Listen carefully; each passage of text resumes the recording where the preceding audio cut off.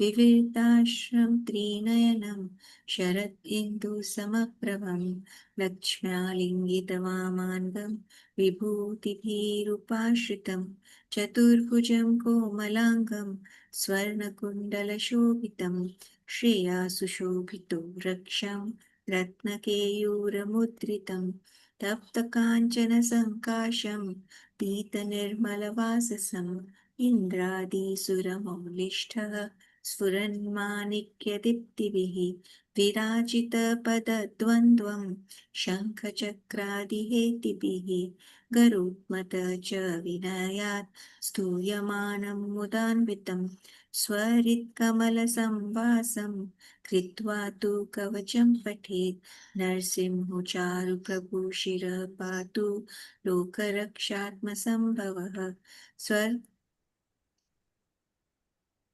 सर्वगोपीसम्भवासः फालं चारुप्रभु रक्षतु ध्वनिं नरसिंहो चारुप्रभु दर्शौ पातु सोमसूर्याग्निलोचन स्मृतिं चारुप्रभु पातु नरहरि मुनिवार्य स्तुतिप्रिय नासं चारुप्रभु सिंहनासस्तु मुखलक्ष्मीं मुखप्रिय सर्वविद्याधिप पातु नरसिंहरसनं चारुप्रभु भक्तं पातु इन्दुवदनः सदा प्रह्लादवन्दितः नरसिंह पातु चारुप्रभु कण्ठं स्कन्दौ भूभरणान्तकृत् दिव्यास्त्रशोभितो भुजौ नरसिंह पातु चारुप्रभु भुजौ करौ चारुप्रभु देववरदो नरसिंह पातु सर्वतः हृदयं योगिसान्ध्यश्च निवासं पातु चारुप्रभु हरि मध्यं पातु हिरण्याक्ष वक्षकुक्षिविदारणः नाभिं चारुप्रभु पातु नरहरि स्वनाभि ब्रह्म संस्तुतः ब्रह्माण्डकोटयकात्यं यस्य पातु चारुप्रभु कतिं गुह्यं चारुप्रभु पातु गुह्यानां मन्त्रणां गुह्यरूपधृक् ऊरु मनोभव पातु चानुनी नररूपधृक् जङ्घे पातु धराभरहर्ता योऽसौ निकेशरी सुरराज्यपद पातु पादौ चारुप्रभु मे हरीश्वरः सहस्रशीर्षपुरुषाः पातु चारुप्रभु सहस्रतनुम्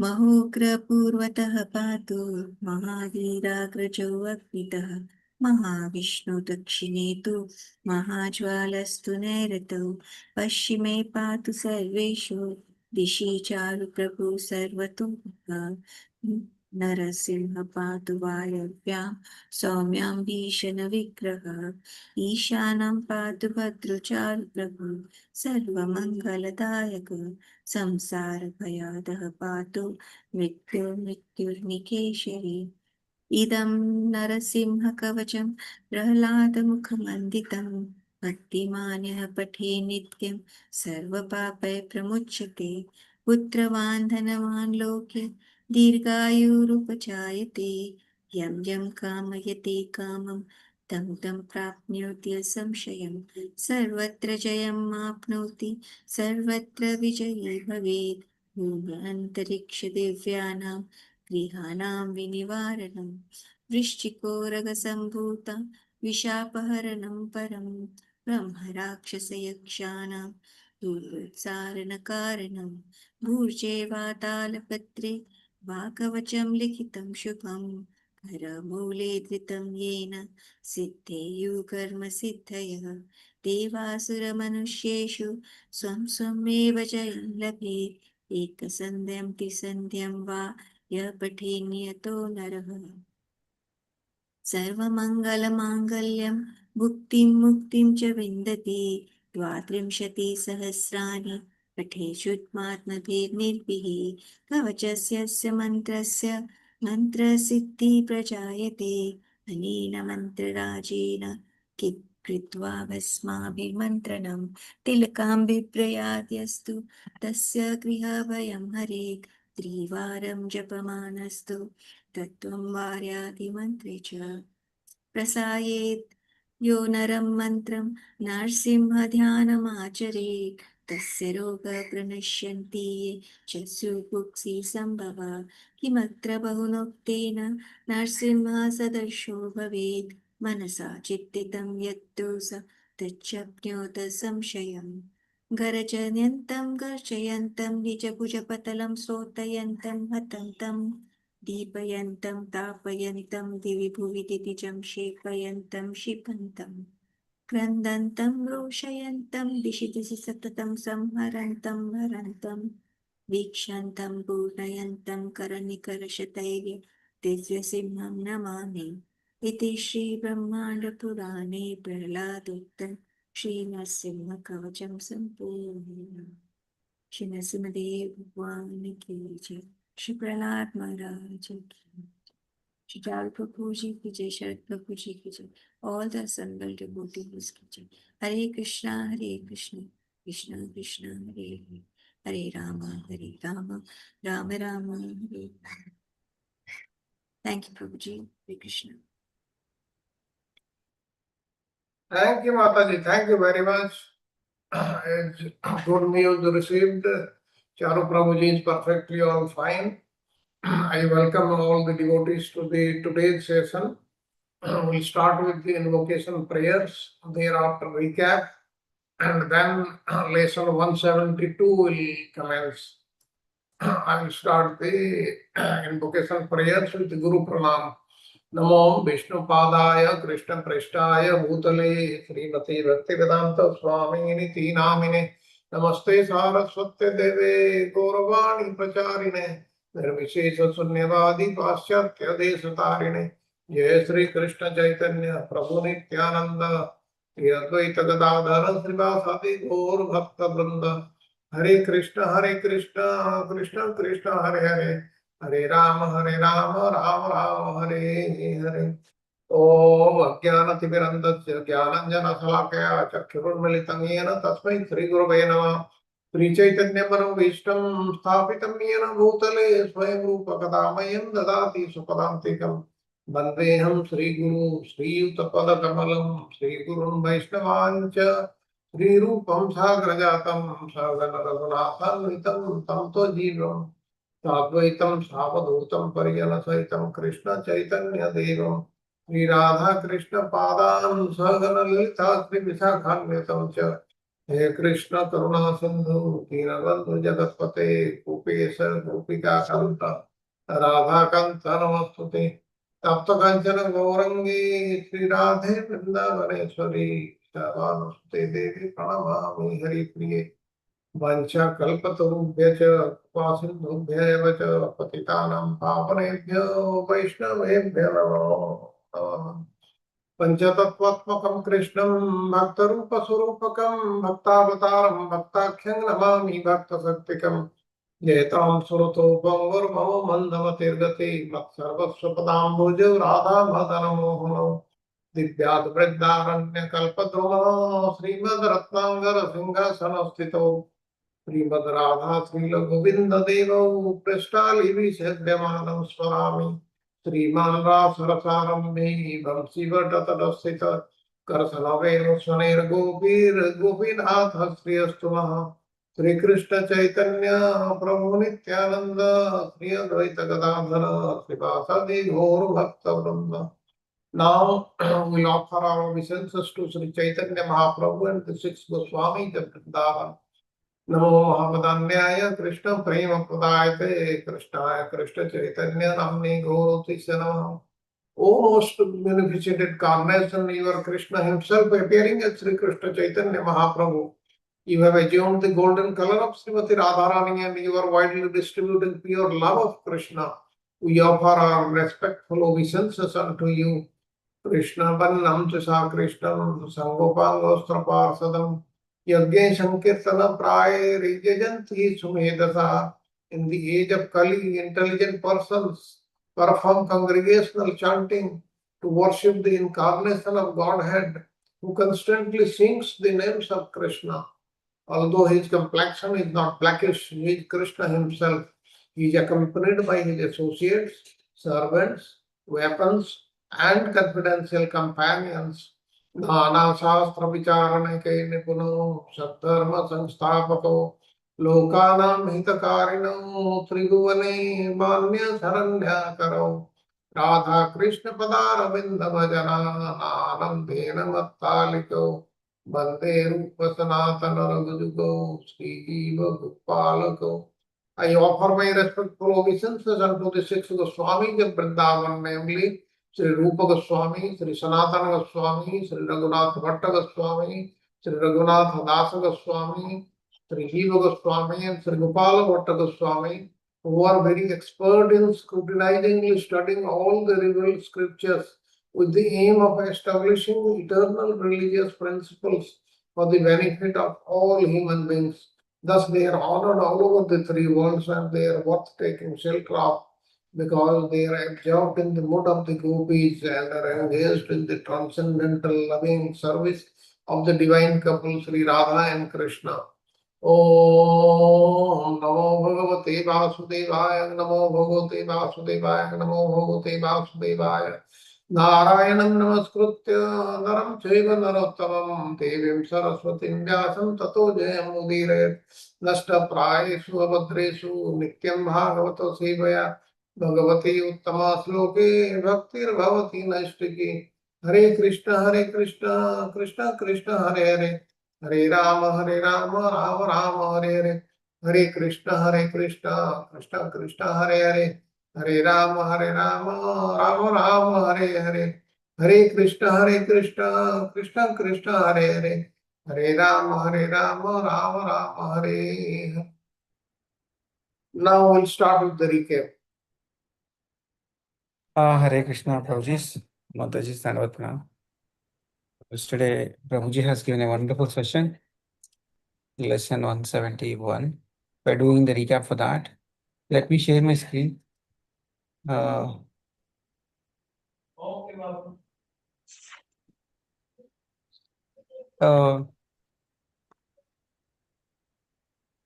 you are able to see the screen.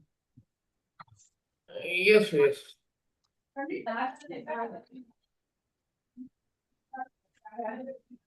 So, the Lord Krishna's explanation on the Vedic path, that is pros and cons of Karma Yoga, that is being discussed yesterday. Let us see the themes and then understand. So the first theme yesterday we discussed about the essence of yoga and then readiness of practitioners, and then the relativity. Second theme is the relativity of virtue and fault. Overall, this slide is very interesting. So there was some takeaways, okay, especially in the second theme and first theme as well. First theme and second theme, especially in the second theme. There are definitely key points takeaway for all of us, especially for me as well. So one of the key point what we learned from the yesterday's Sharad Prabhu session is like right and wrong are understood according to the one's spiritual current stage and our duty, our intention, and alignment with dharma. Okay, something may be true today, may not be true tomorrow, depending upon my maturity, yeah, and my circumstances. Okay, and depends upon time as well, and depends upon place I am, where I am being there. Okay. Sorry. So, so my question will be towards that. So, how does this particular theme, especially I'm talking about the second theme, explain the virtue and fault are not absolute, and how should actions be elevated in the spiritual context? Means like dharma may not be same every time. Okay, and today the dharma, what I'm thinking, might be different from tomorrow, depending upon the circumstances. So you want to explain it in your own words. It is there in the right now in front of your screen. Even some of you are not attended yesterday's session also could give the answers because the more or less the themes were very similar what we have learned previously. Yeah. Hare Krishna Prabhuji. Hare Krishna Prabhuji. This Yes. which for this depends upon individual circumstances, place, time also. So at one place the thing may be fault, but other time, it may be virtue. Mm. We can take the Yeah. example of a army person. Mm. Army, his duty is to kill the enemies, but if Mm. that person or other persons kills anyone in the society, that is fault. Mm.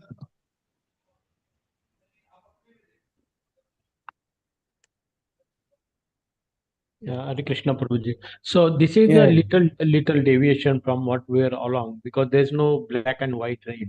The way it goes, and it also says where you are situated. That also changes. So relativity, that the word is coming. Virtues, these are basically our conception, our dharmic values. Basically, these are values, and apparently, what could be the fault? And Mataji gave very good example. So we are studying here. Basically, we studied rather yesterday that different paths are available for spiritual progress. So there's a, and based on our nature, our where we are in our current status.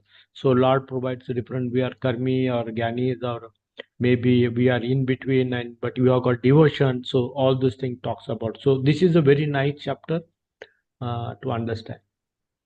Prabhuji, one more point. According to our consciousness, we go forward. जैसे जैसे हमारी consciousness purify होती जाएगी, वैसे वैसे हम आगे बढ़ते जाएंगे. Yes, Mataji, Prabhuji, very important points. Raksha Mataji said, like, the more you go in depth, like the more realizations will. Yeah. Thank you, Mataji. It all changes. Okay, it's all related. Thank you, Mataji. Thank you very much. So let's move to the next set of themes. The next one is the purity and impurity in action, and then intent behind actions. So very important themes. So purity and impurity in actions. Actions are judged based upon multiple factors, multiple contextual factors actually, such as place, time, substance, and individuals. Yes or no? So that is what we talk about. And then intent behind actions, very important. Sometimes the actions looks different, but the intent is very important. Yeah. So actions are driven by sense gratification lead to dissatisfaction. That is what yesterday we have seen. Prabhuji has explained. While the Karma Yoga emphasizes selfless action offered to the divine. So the fulfillment comes from higher purpose rather than egocentric desires. Yeah. So let us have one question on this intent behind actions. That's very important. Sometimes actions doesn't look appropriate, but what is the intent? The intent is the one which is seen by Krishna. Yes or no? So Yeah. how this particular theme is explaining the transformation from the ego-centered action to selfless karma yoga. Okay, how this particular theme is explaining, and why this shift is very important for all of us. Yeah. So we always think, what is that for me, right? So that is towards uh, karma yoga. Okay, how do you shift that? So Prabhuji has explained beautifully yesterday. Hare Krishna, Prabhuji. Prabhuji, whether this action is pious or sin, or it is pure or impure, it depends upon the feelings, bhava of the persons. If something is done with a good feeling, good bhav for others, though he may be wrong, but if one's feelings are good to take that action, that is that work is good. जैसे माता का example होता है, वो बच्चे को डांटती है, उसका भाव क्या है, बच्चे को पनिश करने के लिए नहीं डांट. Yes, Mataji. You have उसकी taken a feeling. very simple example, Mataji. Very nice. Yes. हरे कृष्णा प्रभु जी इसमें ये जो प्रोसेस है वो कंटिन्यूस प्रोसेस है. एंड वी हैव टू हमें अपने आप को खुद को देखना है कि हम कहाँ खड़े हैं, और इस हिसाब से हमें और हमें प्योरीफाई करते हुए हम अपने आप को और आगे बढ़ना है, क्योंकि it is a continuous process. एक ही बात आज अलग है, आज अगर आज का दिन में हम जो भी करेंगे वो अलग हो जाएगा, कल उससे भी ज्यादा होना चाहिए, वो फोकस होना चाहिए हमारा भक्ति लाइन में। Hare Krishna Prabhuji. So Sure. Arakshana Mataji and Mataji also gave very good examples. So we have to understand where we are going, but also we have to have what is the end result, what is the end purpose. That is the spiritual aspiration, right? If everything, if you are understanding of that, then we can, wave ourselves all activities, gearing it towards that aim, right? So that is what it says. As we proceed, we also refine, and but the purpose should be, the goal should be set in us, and then everything will fall based on that. Ah. The intention will become clear. The intention is that where we have to go. That is the intention, right? Yes, brother. If goal is Perfect. fixed, then Summarize. external factors will not affect. Yeah. Thank you, Prabhuji. Thank you, Mataji. Thank you, Rajkumari Mataji. Okay. So the purpose, okay, that you have to keep it in center, and we have to move forward. Very wonderfully explained. Radharani Prabhu. Thank you. Let's move to the next set of themes.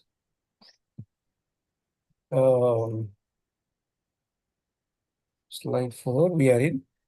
We have two themes here. One is roles of the Vedas and disassociation of material existence. Very important themes, like we need to understand. The Vedas ultimately guide us for individual towards the Supreme Personality of Godhead. Yeah, we have to think. That is what the fact is.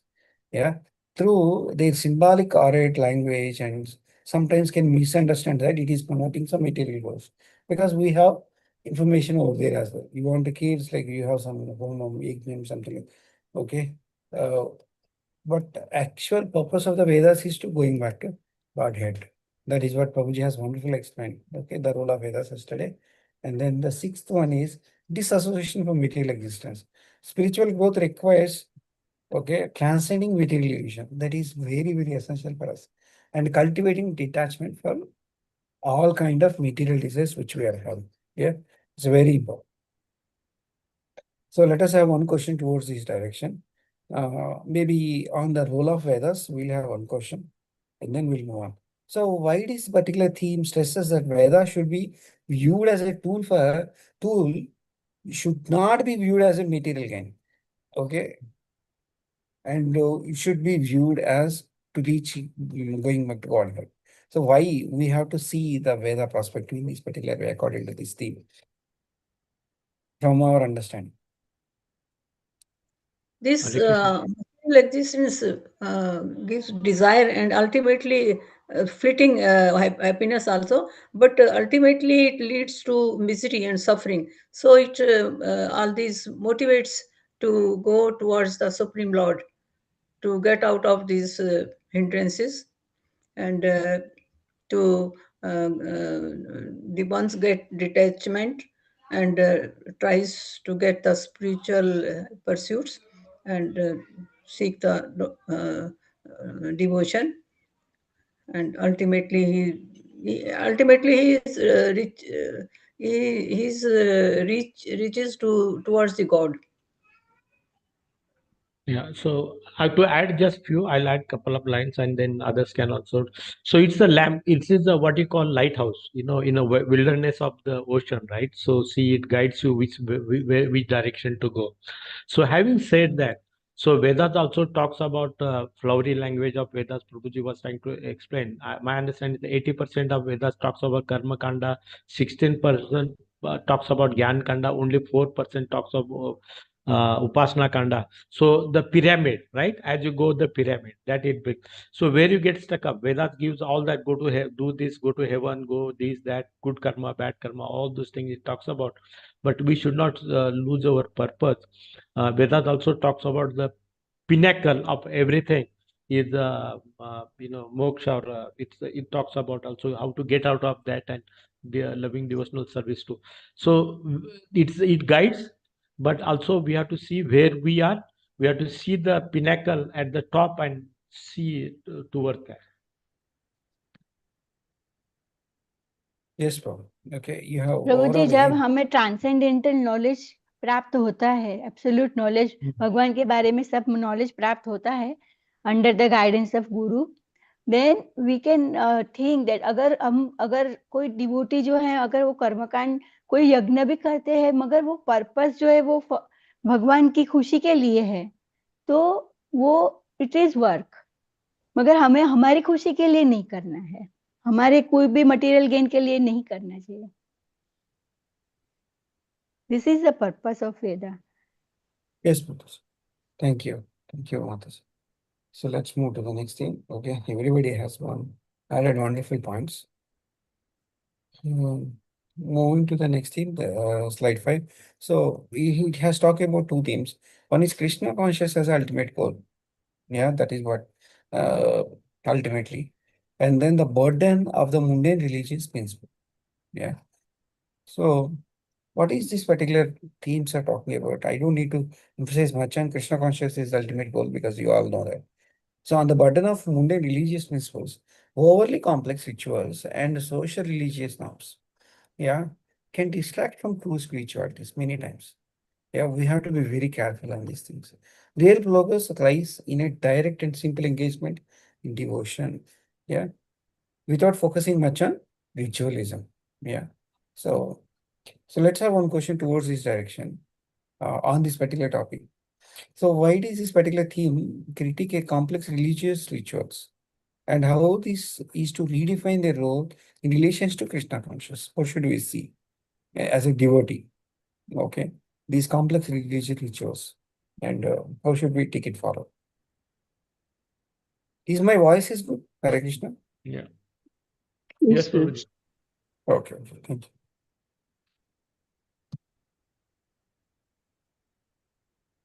Anybody wants to try? Badal Prabhu, Archana Mataji, Dipti Mataji, Sanjay Prabhu, or it is there in front of us. You can just read it and you can also explain your own words. Samta Mataji. In fact, like yesterday's, like it was like a quite summary from the many of the previous sessions.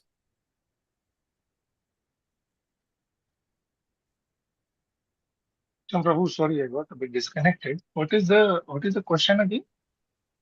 Okay, Paul. So why is this particular theme is talking about very this particular theme is very critical about complex ritual, religious rituals, Prabhu. And how do we as a devotee take or redefine those rituals into relation to the Krishna conscious, okay? And then we release them. How do you do that is the question. Yeah, I will try. Are you able to hear me, Prabhu? Hare Yes, Krishna. Prabhu, Am I we can audible? hear. No, go Yeah. ahead. yes, So, for example, like, there is always a debate on Shraddha ceremony, right? It is actually a part of this, like, not necessarily a Vaishnava, because we see how Srila Prabhupada, when people were very much engaged in book distribution and all, you would have them fully focused and not even worry about doing that. However, for us, we are not very busy, right? For full-time brahmachari. So we can do it just as a following, setting up an example that we abide by the Vedic scriptures. But we can use that opportunity to, put in Krishna Katha, Bhagavatam plus Bhagavad Gita for the departed soul, right? So that he is peaceful, right? So that's one example that comes to mind. And the other thing is all those Vedic karma kanda rituals and all we should avoid. However, for the sake of devotional service propagation, we can use those to invite people and then distribute Bhagavad Gita or give them Krishna Prasad. I don't know if that relates to your question, but that's what quickly comes to my mind. Too. Prabhu, thank you. one more Any other point. point you want to add? Yeah. Actually, this religious principle, these are, I think, these are religious practices, rituals. To perform the rituals, one two एक तरह से जो rituals को पूरा करते करते जो main जो पाथ है टू सीक गॉड, वो उससे पीछे हट जाते हैं. तो that's why it has been said these are the burden. May I right Yes, I Prabhu ji? think pretty well. Yeah, whatever points you have made. We're running out of time. Let's move to a few more themes. Um, let's move to the next slide, slide 6. So this is talking about two themes. One is purity and impurity in our human life. Yeah. And then second theme is talking about the cycle of material existence and sense gratification. So very important sense gratification. Multiple times we discussed. It's even if you hear multiple times also, it's very important for us to understand the cycle of material existence. It is there because okay, we are taking birth again, we are dying again, taking birth. It's all because of we're not losing that attachment on the sense gratifications, Prabhuji's Mataji's. Yeah. So how this particular theme describe the sense gratification is as fertile and how devotional service provide a solution for this coming out of this material existence according to this theme. Hare Krishna Prabhu, Dandavat Pranam. Samta Mataji, go ahead, Sense ma'am. gratification Your is voice, also, yeah, go ahead, sense ma'am. indulgence in sense gratification is also one of the hindrance on the path, because it will only distract us to have other goals other than the ultimate goal. So as per the devotional service, it asks us to not to chase these uh, these temptations, and keep ourselves focused on the goal. If we get carried away, if we don't transcend it, then we won't be able to go ahead, and liberation would be a far thing for uh, far thing from us, and again it will get stuck into the same cycle. Hare Krishna. This is Yes, called spiritual suicide. yeah, and the main thing is it's Yeah. ashashvatam. It is temporary, ephemeral, right? So all this we should know Yes, and avoid that, as Mataji said. yes, ma'am. Thank you. Thank you, Prabhu. So moving to the next theme, that is next set of themes. Here we talked about the Hare Krishna. Okay. The themes are the relative nature of piety and sin, and the transformative power of remembrance of Krishna. It's very important, right? The transformative power of remembrance of Krishna. So let us have this particular question on this particular thing. How this particular theme explains the role of remembering Krishna, particularly through any of the sadhanas which we are doing, through japa or any other spiritual elevation. How do you remember Krishna? And what is, what kind of, you will see that experience? Transformative power of remembering Krishna. Yeah, go ahead, Mataji, Raksha Mataji. By continuous remembrance of Krishna, and by chanting and attending kirtan, association, sadhu What sangh, happens to us? then Daily reading the Srimad Bhagavatam, Srimad Bhagavad Gita, then So what association with happens by doing devotee. all these things? Yeah, what happens Yes, by we doing all can. this? Purification. transformation comes. Purification, our conscious is purified, and we attach more and more to the spirituality, and we detach from the material world. Yeah. Yesterday, Samta Mataji also, when she is doing recap, what happens by doing these sadhanas? It purifies our heart. Yeah, one of the questions she said, it purifies our heart. Yeah. Yeah. Yeah. So Cheto let's move. darpan marjanam. Yes, yes, yes. So the next theme is theme. Yeah, theme 7 and theme 8. The role of spiritual master. Okay. And then the illusionary nature of material attachment. Okay, we all know the role of spiritual master. Yesterday, Prabhuji mentioned one single line only. Okay, whatever sadhana you do, unless you have the permission, it's been approved by your spiritual matter, you're not going to enter into Goloka. This is the one line Prabhuji, Sarath Prabhuji has mentioned yesterday. It was so heart touching for me. Yeah. Whatever you do, ultimately you have to satisfy our Guru, Prabhuji's matters. Okay. I did this much, I did that much. No. But did you satisfy your Guru Maharaj? It's very important. And the illusionary nature of material attachment. It's very tricky thing for us. So one question towards that material attachments. So why does this particular theme emphasize that impermanence of material attachments and how this realization is influenced in our spiritual direction? Okay, this the illusionary nature of material attachment, how this is impacting our spiritual journey. Which is matters. Everyone can answer this.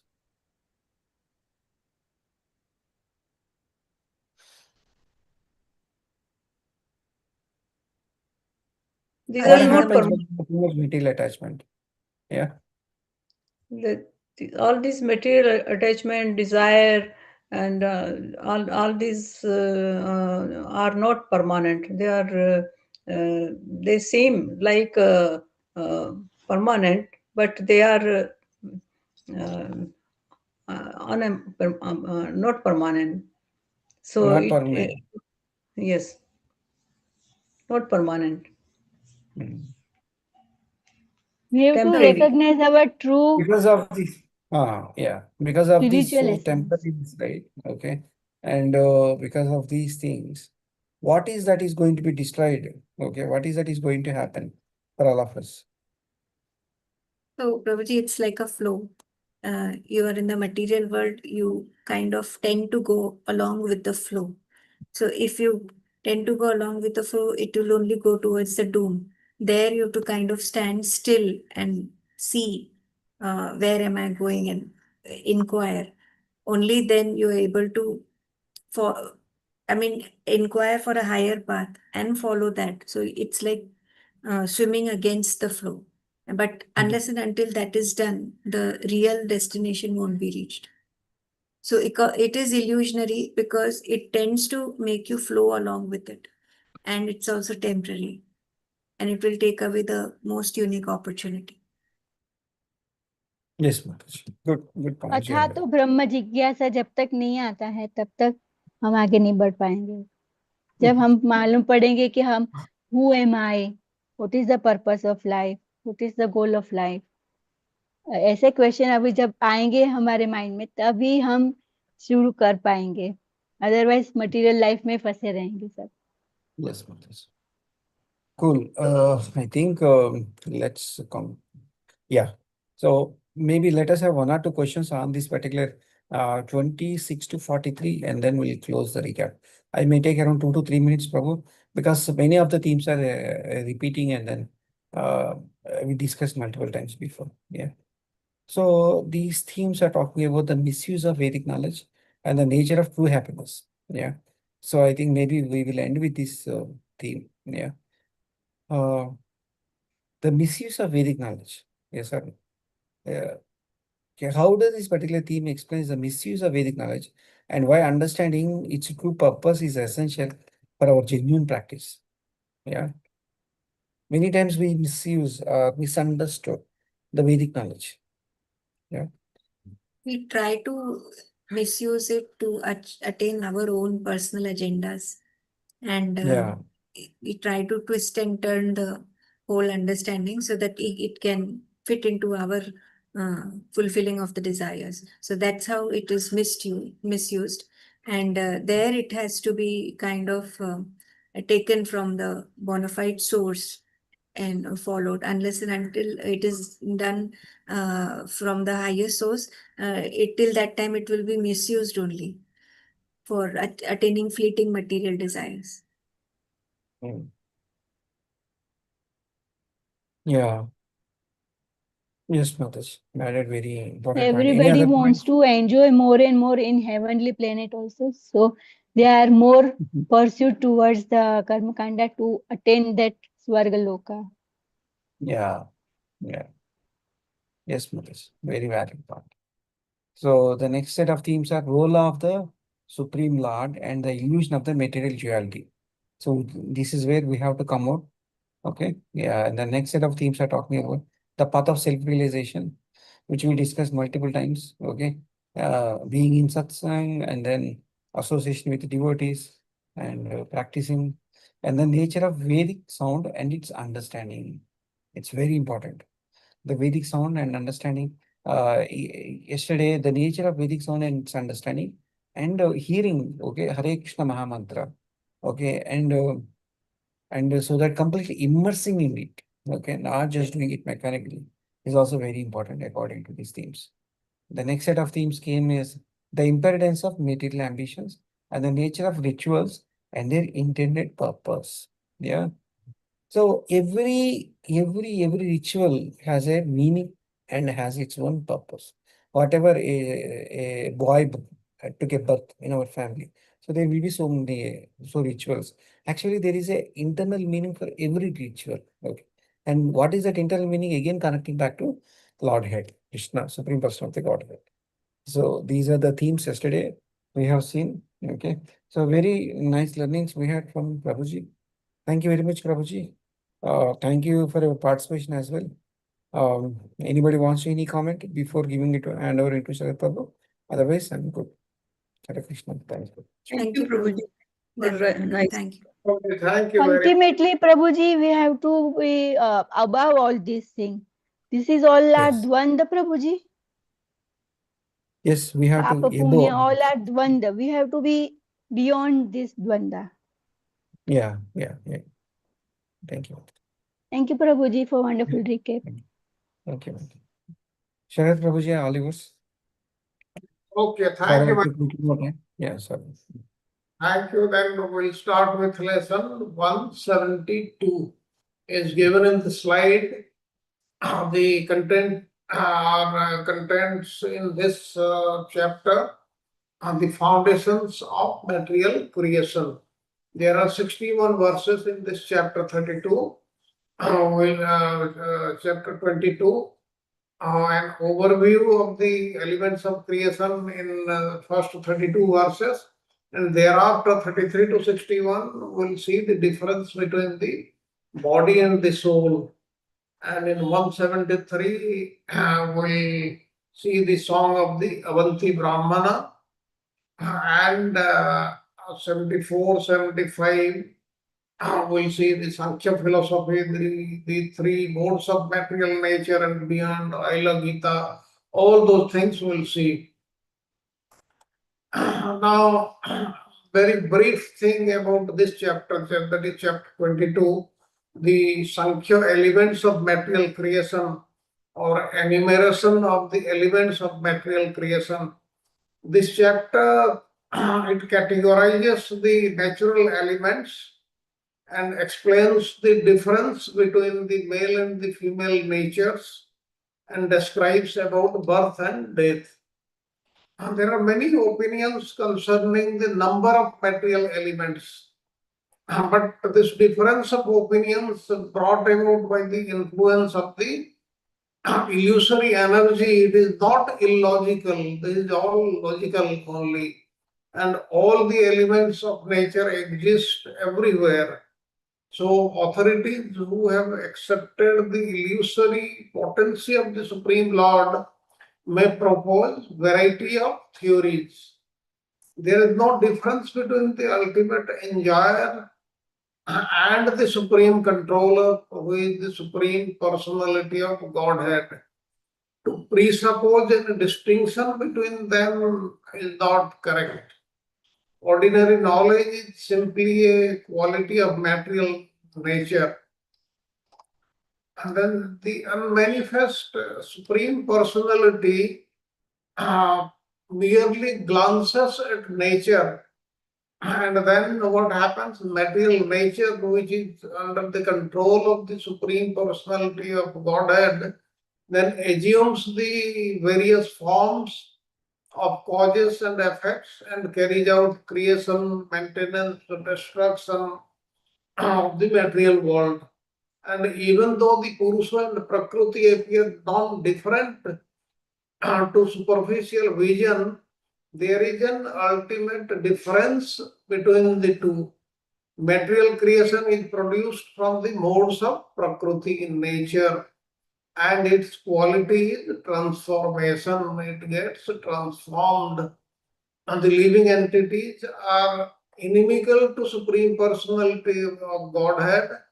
They take on and give up various kinds of material bodies through the agency of their own material work.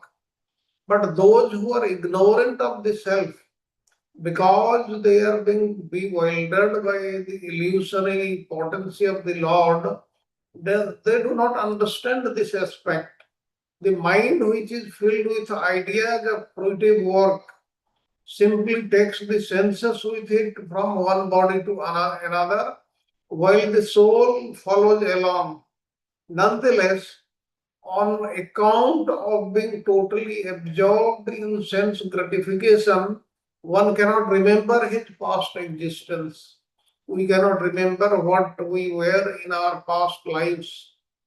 The body, as we know, undergoes 9 stages of manifestation, which are brought about by the association with the qualities of material nature. Okay, let us see.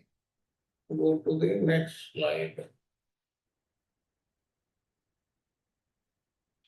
Now, the nature of material elements.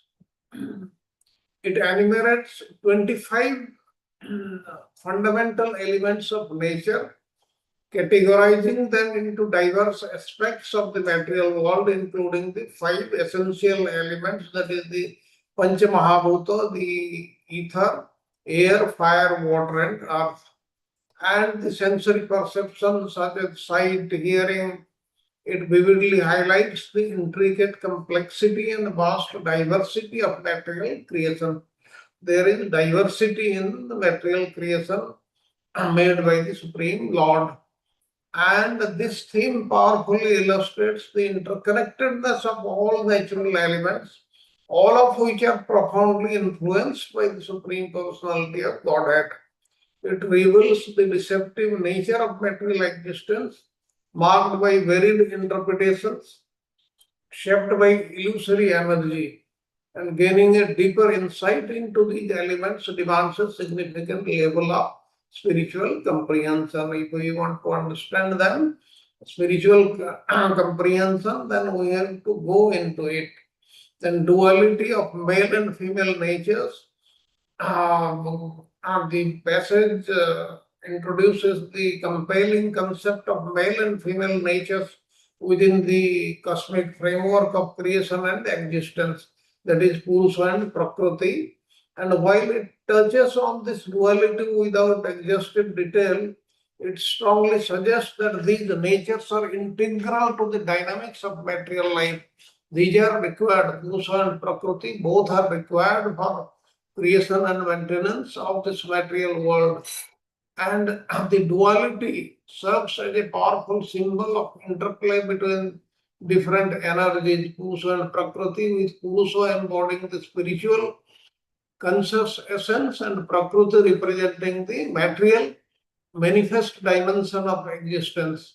Recognizing this duality not only elucidates personal roles and responsibilities, but also enhances our understanding of broader cosmic relations, interactions. And now about illusion and reality. Insurmountable illusory energy of the God breeds confusion and contradictory perspectives. Then this theme delves deeply, it talks about Maya, or which we know illusion. It brings into illusion the individuals who are averse to the Supreme Personality of Godhead. And that's why the cycle of birth and death, the samsara, it carries on and on. And next, I'll go into these things in little more detail after we see some slides. The role of the mind and the senses, we are talking of these two in lesson 171. How the mind, driven by insatiable desires for sense gratification, the relentless pursuit of pleasures through senses, that is sense gratification, guides the living entity through a multitude of forms, lives, all while remaining oblivious to its spiritual nature. We have to realize that we have got a spiritual nature, and we have to go past the sense of gratification attitude. Then only will be on the right path, otherwise not. And this theme powerfully illustrates the treacherous nature of the senses and the mind. Now, the senses and the mind, as I was telling you yesterday, the senses, they are controlled by the mind. If the mind or man is not, it does not want, then the senses will not act. Thus ensuring the soul in the web of material existence. Now, because of the mind, the senses act, and because of the senses act, they are running after their various things which are seen in this material world. The soul, which is pure, because it is with in us, it also gets into this web. It underscores the imperative need for vigilance and mastery over the mind and senses to attain liberation and awaken one's spiritual identity. Now, we talk of awakening our spiritual identity. That means ultimately, when the mind and senses, they are controlled, then gradually everything will get controlled and will move toward that direction. Now, the influence of the modes of material nature, how living entities are incarnated into diverse species or forms determined by their predominance of goodness, passion, and ignorance. In whichever state one is at the time of dying, he gets the next birth accordingly. One may become a sage in the next life. One may become an animal or insect like this. And this intricate interplay reflects the profound influence of the three gunas, sattva and sattva, raja, tama, on their life experiences and ultimate destinies. And this theme highlights the profound effect of the gunas on the spiritual evolution of the soul. It suggests that by consciously cultivating mode of goodness, material goodness we are talking of, one can elevate their consciousness and strive towards liberation. And at that time, he will have Suddha Sattva, that is above material goodness, while remaining ensnared in passion or ignorance, inevitably leads to degradation of life forms. And this serves as a powerful reminder of the weight and significance of our choices. Now, this is the reason why our choices, what we choose, that is so very important, because it affects our life, and not only this life, it affects our next life also. It is so important. And then let us go to the next slide. The Supreme Personality of Godhead and Divine Duty. This chapter culminates by illuminating the profound relationship between the living entities and the Supreme Personality of Godhead, accentuating the vital importance of devotion and service to Him. What is most important for the human beings are to be engaged in devotional service to the Supreme Lord only, not to anybody else. It serves as a steering call to action that inspires and empowers.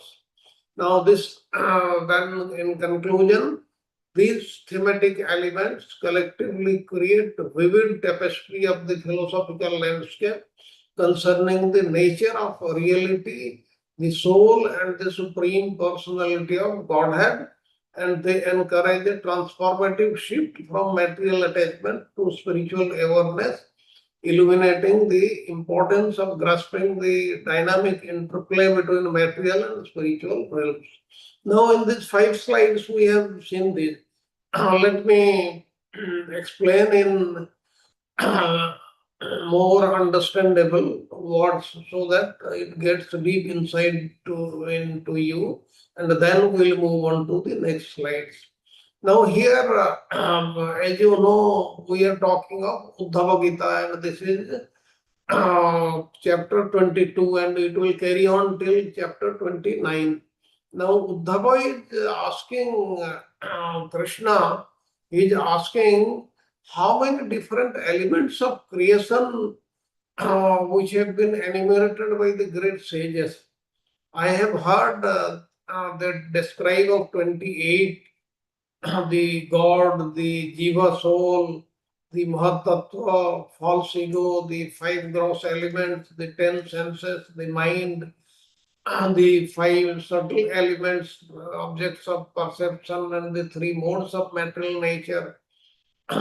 But some authorities say there are 26 elements, while others say there are 25 elements. Uh, some others also say there are 7 elements. Some sages say there are 9 elements. Some sages there are 6 elements. Some say there are 4 elements. Some say there are 11 elements. And even others say that there are 17, 16, 13. There are diverse opinions. What did each of these sages have in mind when he calculated the creative elements in such different ways? He is asking these questions. Now, Lord Krishna thoroughly explained in the previous chapter that the Vedic knowledge is not meant for sense gratification, but for liberation from personal bondage. Now, Uddhava presents some intermediate questions that must be answered by Krishna so that the path of liberation will be very, very clear. And he is asking all these questions. And according to Vishwanath Chakravarti Thakura, the different analytic approaches mentioned by Uddhava are actually not contradictory since they are different methods of categorizing the same reality. Atheistic speculation on the reality does not recognize the existence of God, and consequently it is worthless attempt to explain the truth. Now, to this question, Krishna is answering. He says, because all the material elements are present everywhere in the universe, in the creation, it is reasonable that different learned Brahmanas have analyzed them in different ways. And all such philosophers, they spoke under the shelter of my mystic potency, that is the illusory potency of the Supreme Lord, and thus they could say anything without contradicting the truth. They are not contradicting, but the way they are categorizing, that's why the numbers are becoming different. Then he said, when all these saints of the philosophers, they argue that I do not choose to analyze this particular case in the same way that you have, it is simply my insurmountable energies, that is the Maya Shakti, that are motivating their analytic disagreements. Because the material potencies of the Supreme Lord, mundane philosophers are perpetually arguing which came first, the egg or the chicken, like this. Then he says that by interaction of my energy, different opinions they are arising. But for those who have fixed their intelligence on me, the Supreme Lord, the Supreme Personality of Godhead, and those who have controlled their senses, differences of perception that disappear, and consequently the very cause of argument is removed. That means they are saying all these, whether it is 3, 4, 6, 7, 13, 25, 26, 28, all are correct. And Krishna is saying that because subtle and gross elements, they mutually enter into each other. Therefore, philosophers may calculate the number of basic elements in different ways. according to their personal desire. And all subtle material elements are actually present within their gross effects. Similarly, all gross elements are present within their subtle causes. That is, the causes and effects, they contain everything. And since material creation takes place by progressive manifestation of the elements from subtle to the gross, thus we can find all material elements within any single element. Therefore, no matter what these thinkers are speaking, regardless of whether in their calculations they include material elements within their previous subtle causes or within their subsequent manifest products, the Lord is saying that I accept their conclusions as authoritative. They are all correct. Because a person who has been covered by intelligence since time immemorial is not capable of effecting his own self-realization. There must be some other personality who is in factual knowledge of the absolute truth and can impart this knowledge to him. And I am that person. And according to the knowledge in the material mode of goodness, there is no qualitative difference between the living entity and the supreme controller. The imagination of qualitative difference between them is speculation only and is totally useless. And nature exists originally as the equilibrium of the three modes of material nature. That is to be understood.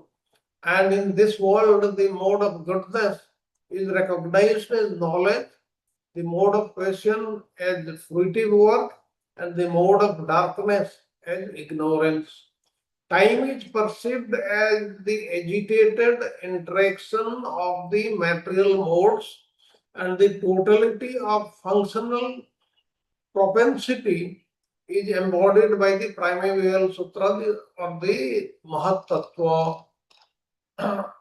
Then he said that the 9 basic elements is the enjoying soul, the nature, the nature's manifestation of the Mahatattva, the false ego of ether, air, fire, water, earth, hearing, touch, sight, smell, and taste.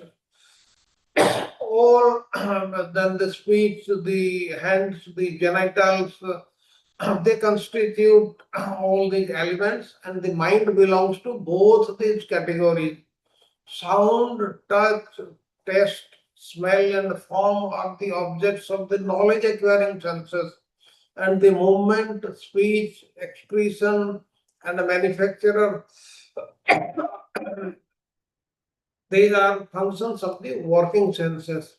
And in the beginning of creation, nature assumes by the mode of goodness, passion, and ignorance its forms as the embodiment of all subtle causes and gross manifestations within this material universe. And the Supreme Lord goes, does not enter the interaction of material manifestation, but merely glances upon the nature, then the whole the thing starts. And as the material elements headed by the Mahatattva are transformed, they receive their specific potencies from the glance of the Supreme Lord, and being amalgamated by the power of nature, they create the universal egg. And according to some philosophers, there are 7 elements. What are the 7? The earth, water, fire, air, ether, along with the conscious spirit soul, the supreme soul, 5 plus 2, 7, which is the basis of material elements and the ordinary spirit soul. According to this theory, the body, senses, life air, and all material phenomena, they are produced from these 7 elements. This is also correct. Then some others, they say 6. How?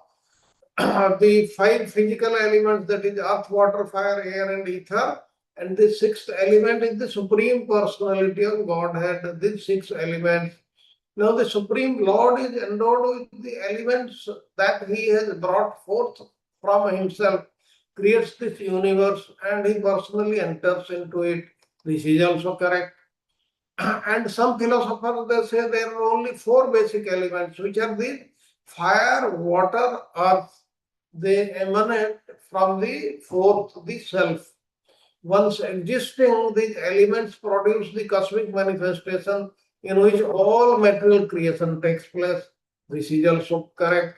Then some say it is 17, the basic elements, namely the five gross elements, the five objects of perception, the five sensory organs, the mind and the soul, these 17.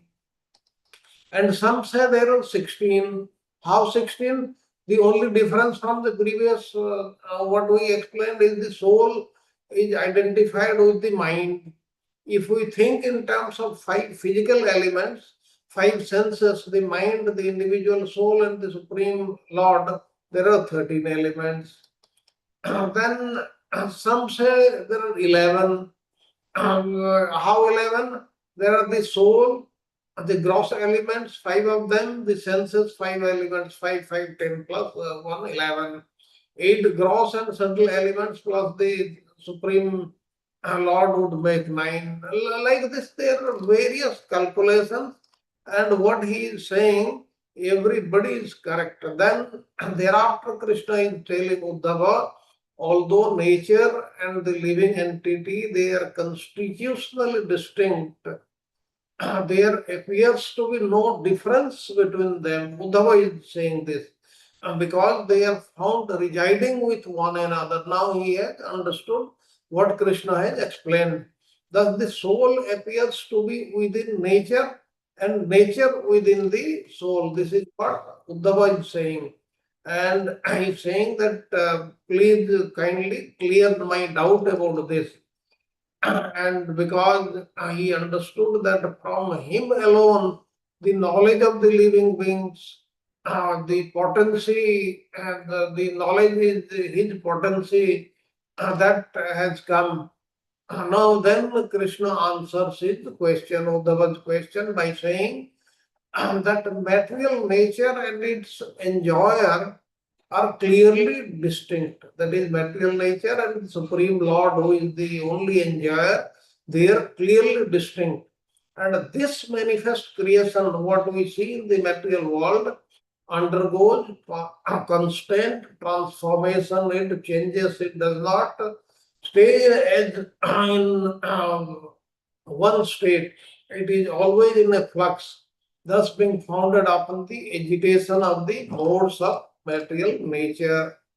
And he says that my material energy, which comprises of the three modes of material nature, that is Sattva, Raja, and Tama, manifests the varieties of creation along with varieties of consciousness for perceiving them. That means the same thing is perceived differently by different persons. And the manifest result of material manifestation is understood in three aspects: Adhyatmic, Adidaivik, and Adibhautik. Then he says that the sense organs, namely the skin, the ears, eyes, tongue, nose, as well as the functions of the subtle body, the conditioned consciousness, mind, intelligence, false ego, they can be analyzed in terms of the threefold distinction of sense objects, of perspection, and presiding deity. Okay, let us see what is given in the next slide. Understanding the nature of reality, commentary on Uddhava's inquiry, embracing the diversity of philosophical perspectives. Uddhava highlights the varying accounts of creation articulated by sages, ranging from a mere 4 elements to elaborate 28. And each philosophical school provides its unique methodology of calculation.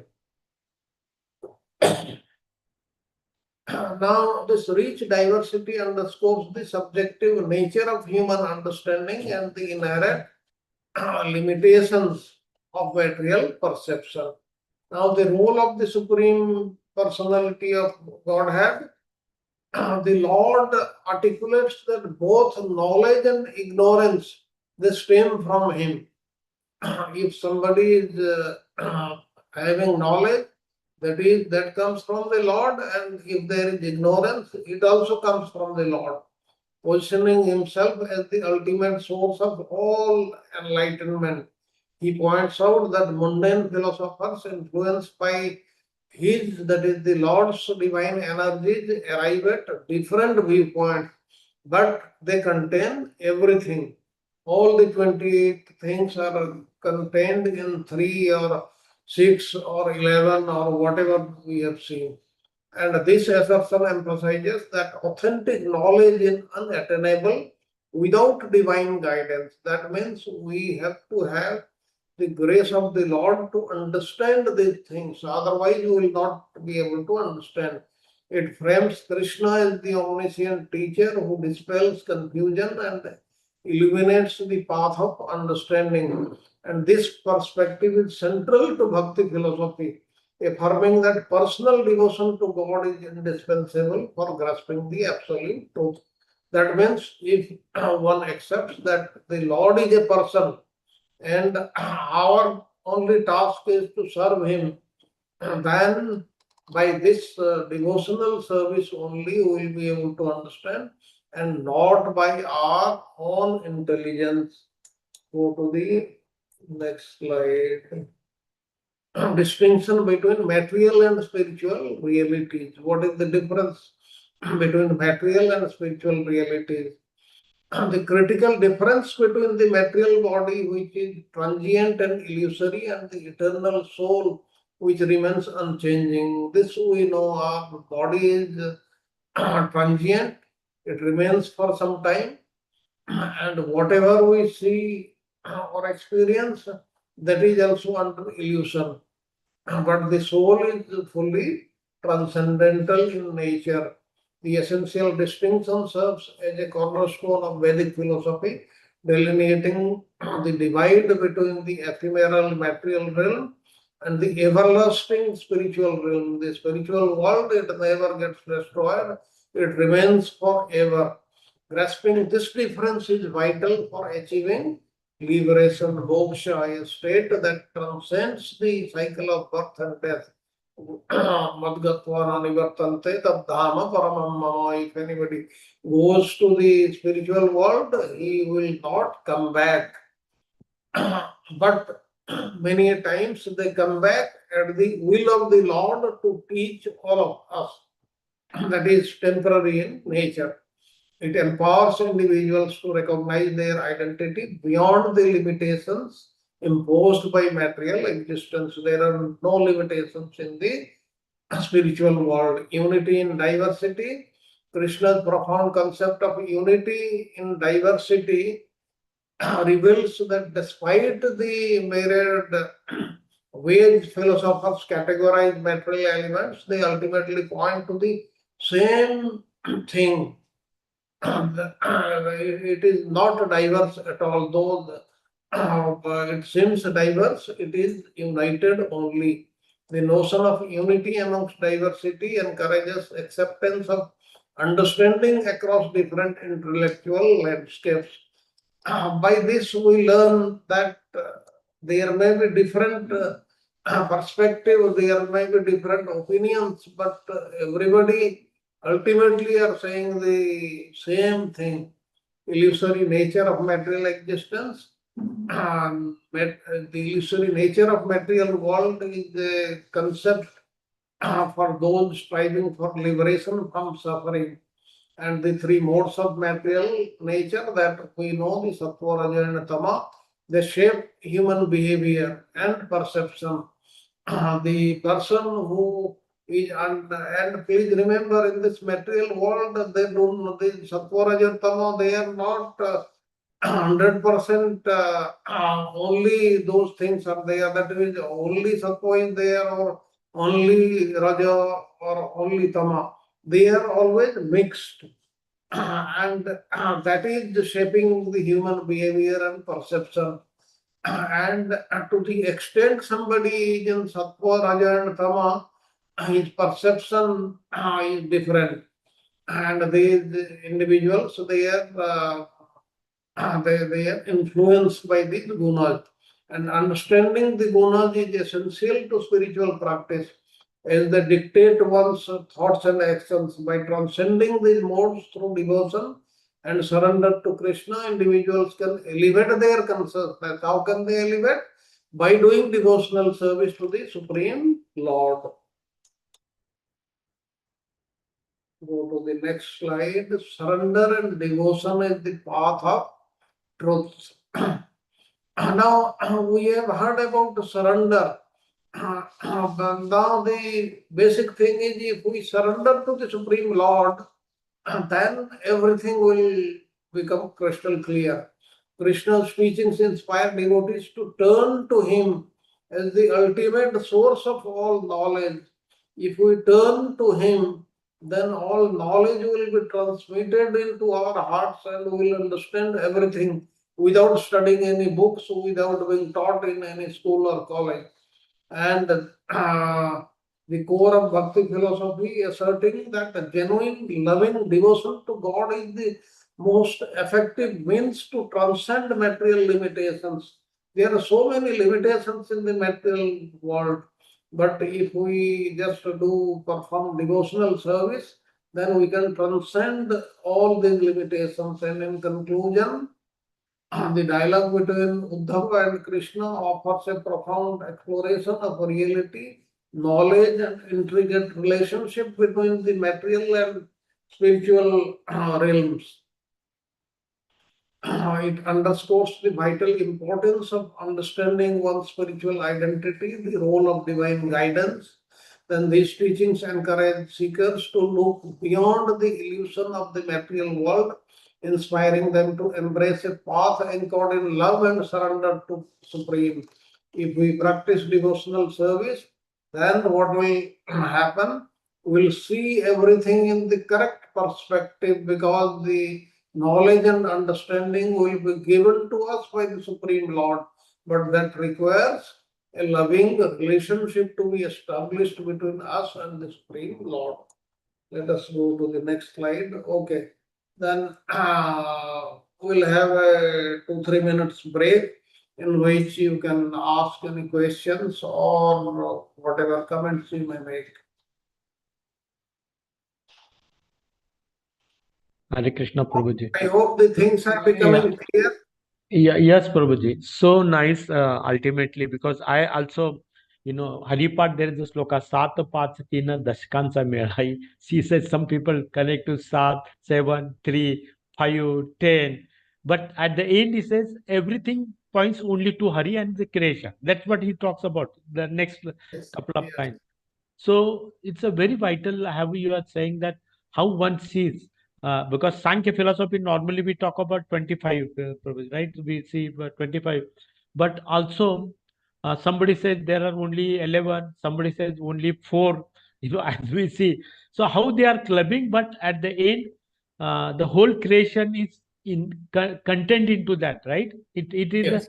how you look at it, how you group it, that makes a difference. One can take a few things together and say this is my one group, another can take few others into another group, the way their consciousness. Very nice, very nice insight, Prabhuji. I think how Uddhava brings out, and this is a little difficult, it goes through all around creations and all those things. Probably as we see that, we'll see why it is so vital for us in a devotional service to understand these elements. Still, that part I'm not very, very clear. Maybe at the end you can answer to that. Okay, like many a times you'll find two persons arguing. Actually, if you analyze, both are saying the same thing from different perspectives. Both are saying the same thing, but they are arguing, they think they are differing. This you can make out if you see such arguments, and it is because of this reason. Because somebody, one person's his perspective is different, the another person it is different, and that's why it seems to be opposing, but they are actually united. Mm. So this is very the great understanding by all of us, which can be applied in the material world also. And just what I am saying, you just remember this and try to analyze when two Okay. people are differing in their opinions. They are saying the same thing, but they are still differing. They think they are differing, but they are actually the same thing.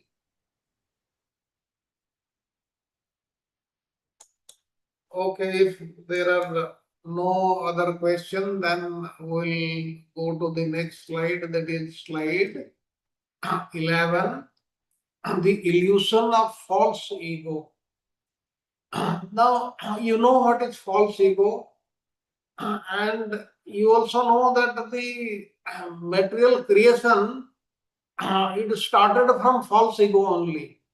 The powerful concept of false ego or ahankara or bodily conception of life, which emerges from the interplay of the three modes of material nature, sattva, raja, and tama. This false identification leads individuals to view themselves as separate beings engaged in material pursuits. That's why they say, this is mine, that is yours, this is so and so, fostering a perception of duality and deepening the illusory nature of existence moho. Now, grasping the idea of false ego is not just a stepping stone, it is essential milestone on the path to spiritual awakening. By recognizing this illusion tied to material conditions, individuals empower themselves to embark on the journey toward liberation or moksha, and embracing the identity of an eternal servant of the Supreme Lord enables one to transcend the shackles of material existence and enter the realms of true Krishna consciousness. We'll see these things in simpler words. Now, reality versus illusion.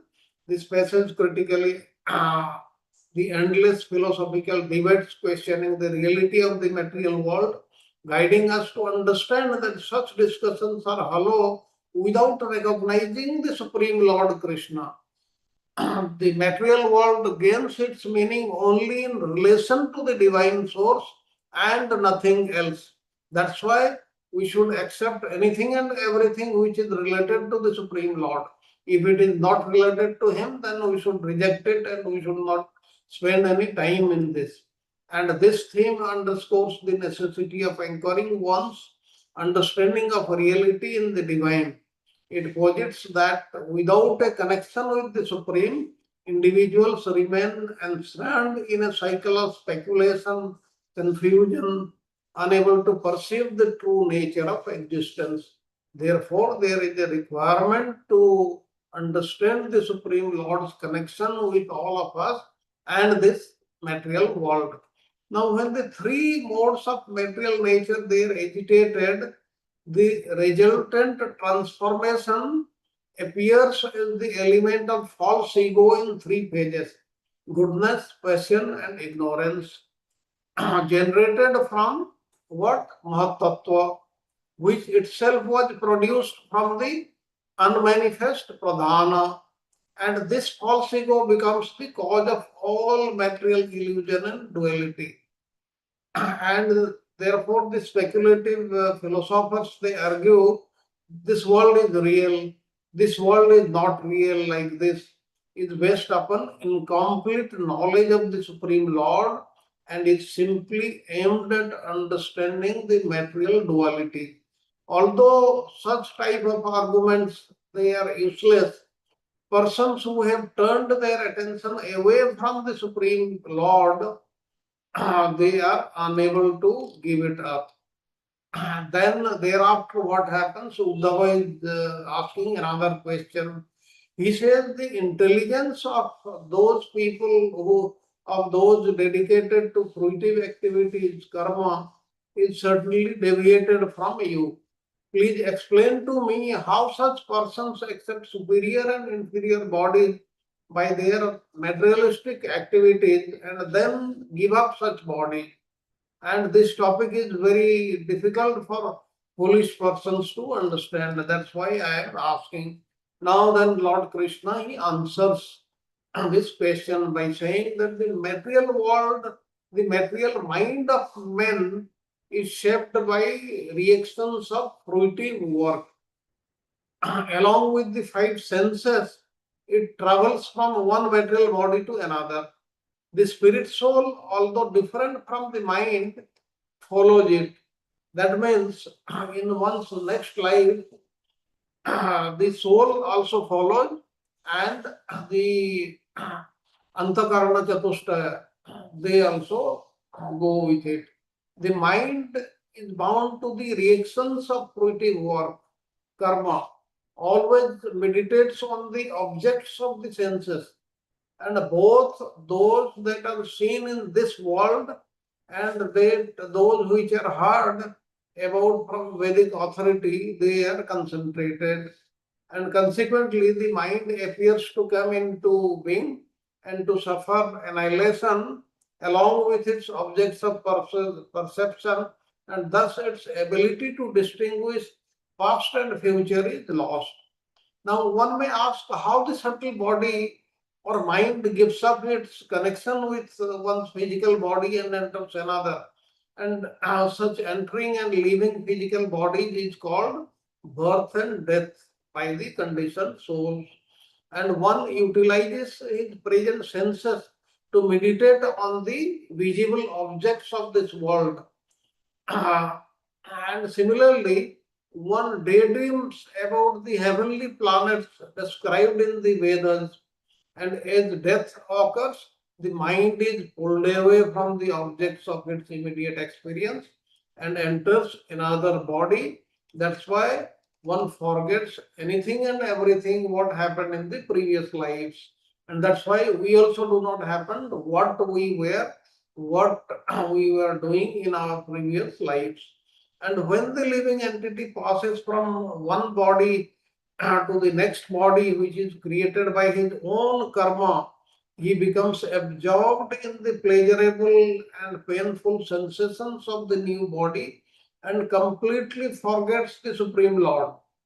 And this total forgetfulness of one's previous material identity, which comes about for one's region for another, is called death.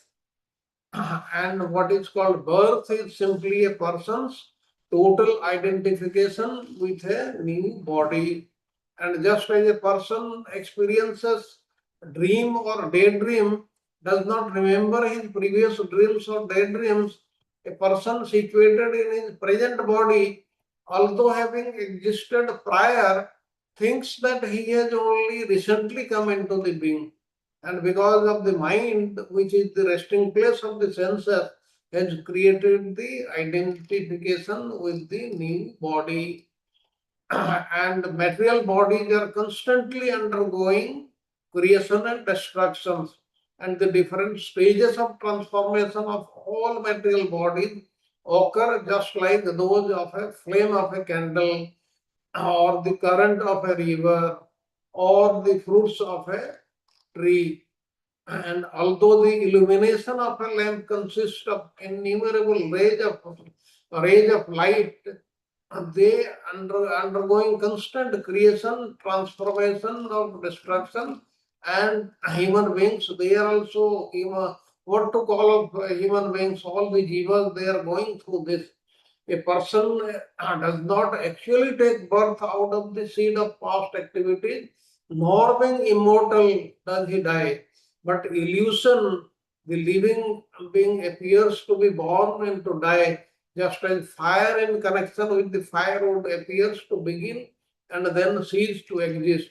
Fire is there in the wood only, but it seems to us it burns then it gets finished. Impregnation, gestation, birth, infancy, childhood, youth, middle age, old age, and death are the 9 stages of the body. And although the material body is different from the self, because of ignorance due to material association, one falsely identifies with it and forgets the Supreme Lord. And the death of one's father or grandfather, one can surmise one's own death. Therefore, anybody who has been born in this material world has to die one day. One who observes the birth of a tree from its seed and the ultimate death of the tree after maturity certainly remains a distinct observer separate from the tree. And in the same way, the witness of the birth and death of the material body remains separate from it. And then Krishna said, just as one may imitate persons whom one sees dancing, singing, similarly the soul also never does material activities, becomes captivated by material intelligence, and it is thus forced to imitate its qualities. And the soul's material life, his experience of sense gratification is actually false, just like trees' appearance and disappearance.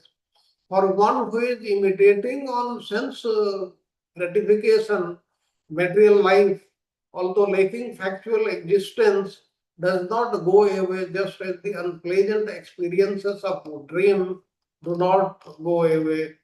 And therefore, Krishna is telling Uddhava, do not try to enjoy sense gratification with these material senses.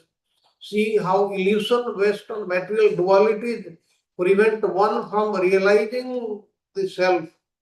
And thereafter, hearing all these things, Uddhava is asking, please explain to me how I may properly understand this.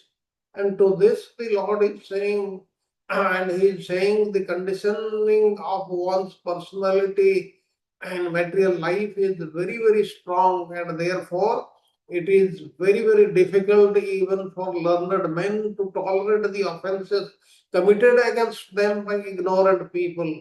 Only the devotees of the Supreme Lord who are fixed in loving devotional service and who have achieved peace by residing at the lotus feet of the Lord are able to tolerate all these. Let us go to the next slide. Now, the vicious cycle of perpetual birth and death, we have seen how, because of one's karma, one gets into the 8.4 million species of life forms and lives in one of the 14 planetary systems created by Lord Brahma. But unless and until we transform our material desires into spiritual ones, the subtle body, that is the Antakarna Chatushtaya, the mind-body complex, remains, which is the cause of samsara. And that is said ironically enough, Athankara is also the ultimate remedy to attain liberation. It takes another thorn to extract a thorn, or poison kills poison. Now, the mind and its deceptions. The mind plays a pivotal role in shaping our experiences and perception. Mind is very, very important factor in our body, and it can ensnare the soul in material existence by fixing on sensory pleasures, thereby reinforcing the illusion of separation from the Supreme. Now, this mind can help us and can become our enemy also. It can keep us in this material world, or it can take us to the Lord's world. And this theme emphasizes that mastering the mind is not merely an aspiration but a fundamental necessity of spiritual progress. And by gaining control over the mind and harmonizing it with the divine consciousness, individuals can break free from the entanglements of material life and realize their true selves, which is actually required. let us see point 5, the illusion of material life. This also we have seen in very great detail. The section vividly compares material life to an elusive dream or captivating fantasy, serving as a powerful wake-up call. Therefore, we should wake up from this dream state and realize that we have got some important thing to do, that is to serve the Supreme Lord, that is establish loving relation with Him, and then with His blessings will be able to serve Him forever. And the role of devotion and surrender, the text consistently underscored the transformative power of surrender, Saranagati, surrender to the Supreme Lord. We have to surrender to Him, then we will get all His mercy. And by wholeheartedly engaging in loving service to Lord Krishna, practitioners can forge a genuine and enriching relationship with the divine, transcending ignorance and embracing eternal bliss. Now we'll go to the next slide, the nature of time and transformation. This section vividly compares material life to an elusive dream or captivating fantasy that we saw in the last slide also. Then the importance of knowledge and discrimination. We have to discriminate between material and spiritual things and get involved in spiritual matters more than the material things. And knowledge emerges not just as an essential tool for spiritual growth, but as a liberating force. Knowledge can liberate us also. It empowers individuals to grasp their true nature, fostering a deeper understanding of their relationship with the Supreme Lord. And in conclusion, the themes articulated in this passage provide profound insights into essence of existence, the interplay between individual souls and divine consciousness. And engaging in these concepts, practitioners can cultivate a richer understanding of their relationship with the Supreme Lord. Then let us go to the comments of Vishwanath Chakravarti Thakur, multiplicity of elements of creation. This we have seen and discussed in great detail. The role of the Supreme Lord in knowledge and dispute everywhere. His Maya is affecting us. That's why we are disagreeing. We are seeing duality, but there is unity in His creation. This has to be understood. Then the next things are repeated. I am not repeating. Then it becomes boring. Then interconnectedness of elements. All these elements, what we have discussed so far, they are all interconnected, and that's how we saw how the different sages, they have grouped them in different categories, and that's why their numbers are becoming different.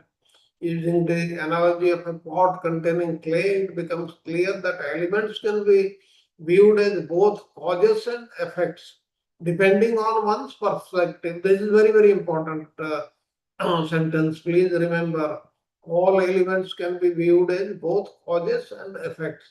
And this intricate interconnectedness suggests that changes in one's element resonate throughout the entirety of existence. And this theme champions a holistic vision of existence and the nature of ignorance and knowledge, how avidya clouds our ability to realize the Supreme Person, and how Maya influences us when we are away from the Supreme Lord. This also we have seen in very great detail everywhere. Then understanding of the modes of material nature, the profound duality of material existence, drawing a clear distinction between Jiva and Prakriti. Grasping this distinction, we should understand this distinction and the nature of ignorance and the knowledge. This also we have seen, the relationship between perception and the Supreme Being, affirming that while sensory experience and their objects are interconnected, The Supreme remains independently self-manifesting. He is not affected by this.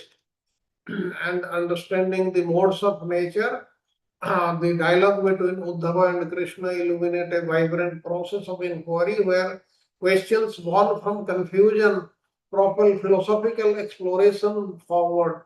And this theme emphasizes the critical role of questioning and dialogue within philosophical traditions. That therefore, questioning the spiritual master is very, very important. One should remain prepared and ask questions. And in conclusion, this passage intricately interrelates various philosophical perspectives on creation, knowledge, and the nature of reality, ultimately underscoring the importance of divine guidance.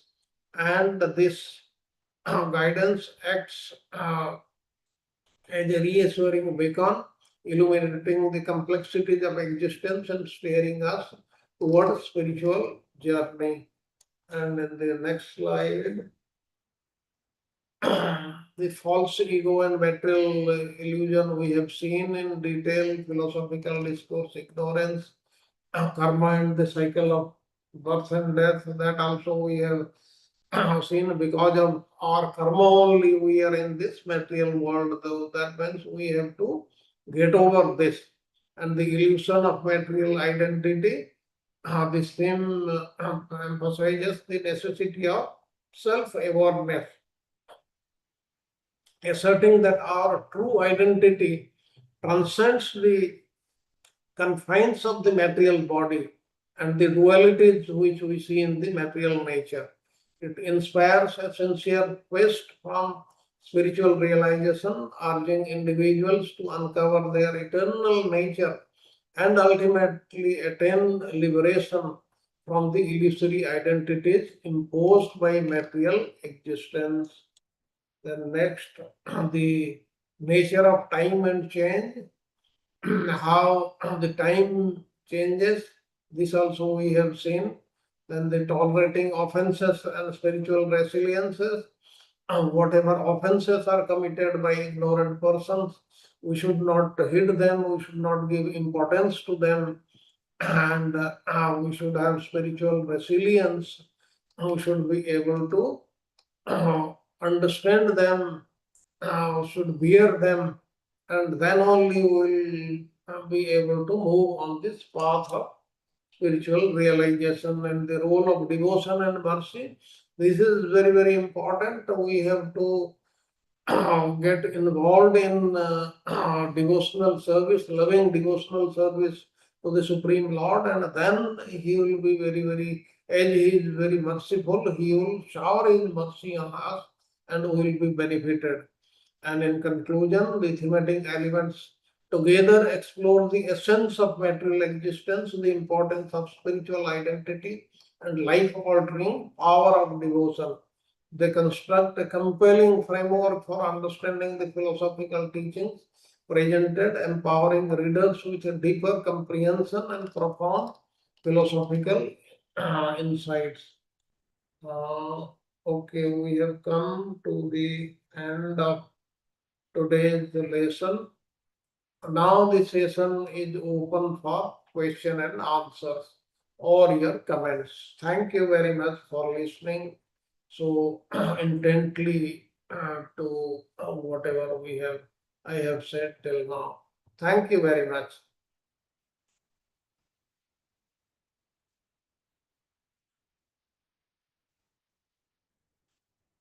Actually, more difficult lessons are coming, 174, 175, and they are actually divided into two. 174 is in two parts, 175 in two parts. All these things we'll see in a little greater detail and try to understand these things that will come.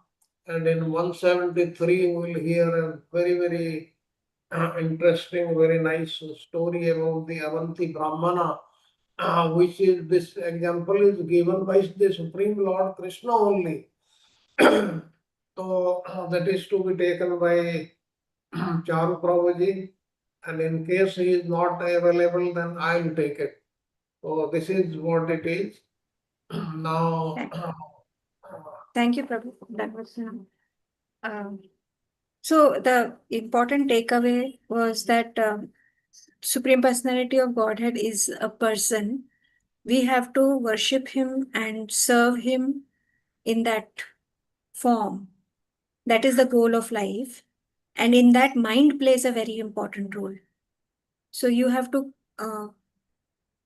train the mind in a way that it should be only focused to this particular goal. Now, in mind training in our time, the best method is chanting. We keep on chanting the Lord's name, which will keep us keep our mind conditioned.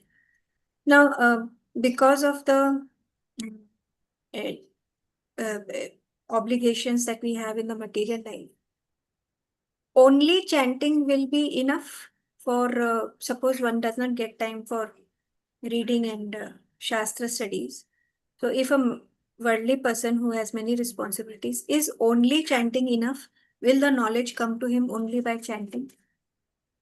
yes, like we are talking of these 9 ways, 9 ways or 8 ways like this. Any one is sufficient, but all the time it is not possible to do chanting. That's why you should remember the Supreme Lord. When you are not able to do, you are doing something else, you can remember the Lord. He is in the temple, he is standing like this, he is wearing this and this. Or you can remember his Leelas which he was performing, especially his childhood Leelas and all that. We can, or in other times you can hear also. But now there are so many modern means, the technological advancements have given us that you should hear. There are so many things we can do. And if we are engrossed or engaged in any of these means, we will be benefited. Please remember, the times in this Kali Yuga, they are very, very difficult. The environments are very, very difficult to withstand. And that's why everything is difficult, and that's why the Lord has prescribed this thing only, this simple thing in this Kali Yuga. And remember, He has given another very great concession for Kali Yugi people like us. Like, suppose in mind you are harming somebody, that is not an offense in Kali Yuga. In other yugas, yes, it is. But physically, if you harm anybody, if you say anybody anything, then that becomes karma. If you are, if it comes in your mind, which will come automatically because of the circumstances, that is not. But we should understand. And like you said, mind is like a monkey. Like you are chanting, the mind is roaming from the US to Australia to Singapore to so many places. But when you realize mind is wandering, you catch the ears and bring to your side. That means forcefully it has to be brought. Or when you are very much engrossed in the service of the Lord, you will forget everything. Then the mind will not exert any influence on you. These are some of the things, but these are very, very difficult things to follow. Very easy to say, but very difficult to follow. That is what we have to understand. I hope I have Yes, answered yes, your yes. question, Mataji. Yeah. Thank you. Thank you. Any other question or comment? Hare Krishna, Hare Prabhuji. Krishna, And Prabhuji. Yes, Prabhuji, please carry on. no, you finish. I'll you go. Okay Prabhu ji, Hare Krishna, धनुष प्रणाम Prabhu ji, Hare wonderful class Prabhu ji. Prabhu ji tolerance के बारे में जो बताया है कि मगर उसकी भी मतलब अगर हमारे लिए जो अगर खराब बातें बोली जाती है तो हम टॉलरेट कर सकते हैं, मगर अगर धर्म के बारे में है कि भगवान के बारे में है वो भक्तों के बारे में है, वो जब भी उसके बारे में कोई बराबर नहीं बोलता है अच्छे से, तो वो हमें टॉलरेट नहीं करना चाहिए, right Prabhu ji? Yes, you are very correct. Tolerating that would mean an offense. Suppose somebody is insulting your spiritual master, the Supreme Lord. If you actually you cannot do what is given in the Shastra, what is given will not be able to do in this world. That's why it is, if you are not able to do anything, you should leave that place. You should not be a party to that discussion. You should not hear that. That's what we can do. And like the insults, oh yes, insults, the various people, very many people will insult you, but what is said you hear in one ear and take out in the other ear. Don't give any importance, don't think about it. It is very difficult, but if it is practiced, it can be done also. But that is the only way, there is no other way. Prabhuji, in present way, if the person only doing the devotional service at home, so it is very, very difficult for him, because surrounding is very difficult, not Yes, favorable situation. At yes, that time, क्या कर सकते हैं प्रभु? yes, this Kali Yuga is very, very difficult for all of us. Like yesterday, when I was hearing a talk, it was saying the advent of Ramanujacharya. Ramanujacharya and Kanchipurna Swami. Kanchipurna Swami, he wanted to give initiation to Ramanujacharya, and Ramanujacharya also wanted to take initiation from Kanchipurna Swami. But what happened? Kali Yuga, it approached Ranganath, the Lord Ranganath, and he said, if these two people they unite, then all my influence will go out not only in this country but from throughout the world. Then what will happen to me? Then the Lord also changed his mind, and before Ramanujacharya reached Kanchipuram, Kanchipurna Swami, he left his body. So all these things are there. This Kali Yuga is made by the Supreme Lord for this purpose. He has made the things difficult, but he has given us some useful things to us, like chanting and other things, devotional service.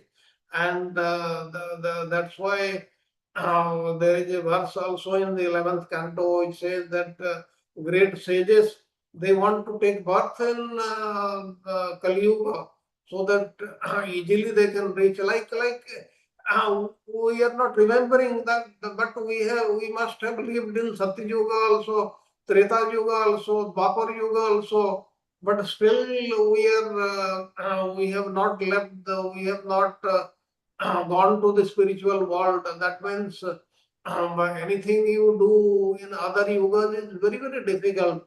Here, little easier, but difficult things are also there. That's why we have to tolerate all this and transcend this, then things will be made easier. Okay, Prabhuji, thank you so much. Dandat pranam. Hare Krishna Prabhu. Thank you so much. So wonderful class and learning. I don't have a question from today's class, but from yesterday's class, I think we went over time, so I could not discuss. There was the mention about time being, you said time can also be impure. But isn't like time is energy of the Lord, like Krishna says, Kala Swami. So how can time be impure? Yes, That what yes. was There is created. no doubt what you said. The time is an energy of the Supreme Lord. The Lord said, I am time. Lord is time only. But you see the Panchanka, there are certain Mm. auspicious and inauspicious times also.